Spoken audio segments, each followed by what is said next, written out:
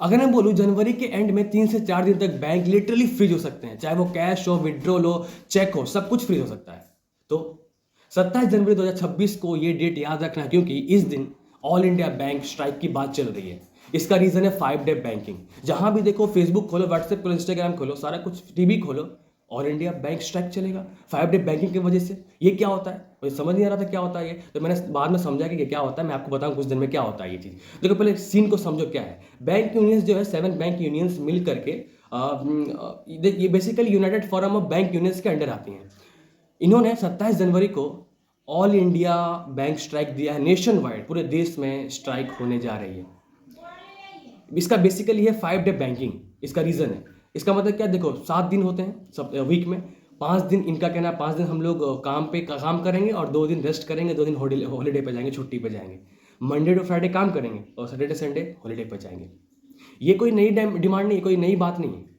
इससे पहले बहुत बहुत पहले से बात चल रही है आईबीए के साथ, इंडियन बैंक्स एसोसिएशन के साथ, बहुत दिन से रिकमेंडेशन हो चुकी है, लेकिन इम्प्लीमेंटेशन उन्होंने स्लो कर दी है। स्लो की, जिसके वजह से बैंक एम्प्लॉयज़, बैंक यूनियंस जो हैं वो प्रेशर में आ गई और गुस्से की वजह से स्ट्राइक होने जा रही है। लेकिन यहाँ पे स्ट्राइक प्रॉब्लम नहीं है, यहाँ पे टाइमिंग प्रॉब्लम है। आप पहले टाइमिंग समझो, अपना फ़ोन का कैलेंडर निकालो, समझो 24 जनवरी को है सैटरडे, बैंक हॉलीडे। 25 जनवरी को आता है संडे, बैंक हॉलीडे, ऑब्वियसली बात है बैंक हॉलीडे रहेगा संडे को। 26 जनवरी को आता है रिपब्लिक डे, वैसे एडवांस में आपको हैप्पी रिपब्लिक डे। 27 जनवरी को आता है बैंक स्ट्राइक, मतलब सारा ब्रांच का काम बंद। अब सोचो, अगर लगातार 3 से 4 दिन तक ब्रांच सर्विस अनअवेलेबल रहेगा तो क्या होगा। एटीएम चलेगा, मे भी चल सकता है, क्योंकि ये जो है ऑफलाइन इम्पैक्ट पड़ रहा है, तो चल भी सकता है, नहीं भी चल सकता है। यूपीआई चलेगा, यूपीआई देखो चलेगा, मोस्टली हाँ है, क्योंकि वो ऑफलाइन ऑनलाइन होता है ना, ऑनलाइन होता है तो वो चल सकता है, क्योंकि थोड़ा थोड़ा बहुत ग्लिच हो सकता है और टेक्निकल इशू आ सकता है। लेकिन ब्रांच लेवल पर ऑलमोस्ट काम जीरो, कुछ भी काम नहीं चलेगा। यहीं पे आम आदमी जो है, कॉमन आदमी फंस जाते हैं। अब real life example, real life problem सुनो, जो हर स्ट्राइक में होती है। सबसे पहला है सैलरी क्रेडिट लेट होता है इसमें। जिनका सैलरी अकाउंट है, जिनको सैलरी आती है, उनका क्रेडिट जो सैलरी है वो लेट होता है। चेक क्लियरेंस लेट होता है इसमें। Cash withdrawal at branch level impossible हो जाता है। तो सबसे पहले दिक्कत इस कहाँ होती है, किसको दिक्कत होती है? जिनका सैलरी अकाउंट है, जो जिनको सैलरी आनी है, सैलरी अकाउंट होल्डर को, है ना। और जिनका चेक फंस जाता है, स्मॉल बिजनेस ओनर्स को दिक्कत होती है, खास। और यहाँ तक कि सीनियर सिटीजन्स को भी दिक्कत होती है। सीनियर सिटीजन मतलब मैंने देखा है गाँव में, मैं जब ब्रांच जाता था तो वहाँ पे मैं देखता था कि मेरे दादा दादी के जो एज के सीनियर सिटीजन्स हैं, वृद्ध लोग हैं, वो लोग ब्रांच पे ही आते थे ज़्यादातर काम करवाने के लिए, बैंक का काम करवाने के लिए, पैसे को निकालने या जमा करने के लिए वहीं पे आते थे, क्योंकि उनको यूपीआई नेट बैंकिंग को पता नहीं था। बेचारे वो लोग फंसते हैं। तो सोचो इसमें आम आदमी क्या करेगा। तो जो स्ट्राइक है, स्ट्राइक का डिमांड है, वो बैंक यूनियंस के लिए है, लेकिन आम आदमी के लिए स्ट्रेस टेस्ट है। अब एक लर्निंग है कॉमन इंसान के लिए, बैकअप रखो, कैश बैकअप रखो। 2-3 दिन पहले ईएमआई क्लियर कर दो, जिससे कि आपका सिविल स्कोर बढ़ेगा।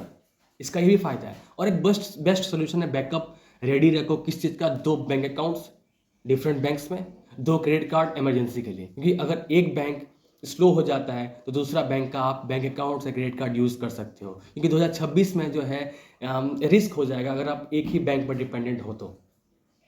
और एक बात, इंपॉर्टेंट बात है जो लोग इग्नोर कर देते हैं, अगर बैंक आपका स्ट्राइक की वजह से या फिर डिले की वजह से या लापरवाही की वजह से आपका फाइनेंशियली लॉस होता है, अब बैंक नहीं सुन रहा है, बैंक नहीं सुन रहा है, तो आपके पास ऑप्शन है, पावरफुल ऑप्शन है आरबीआई ओम्बड्समैन का।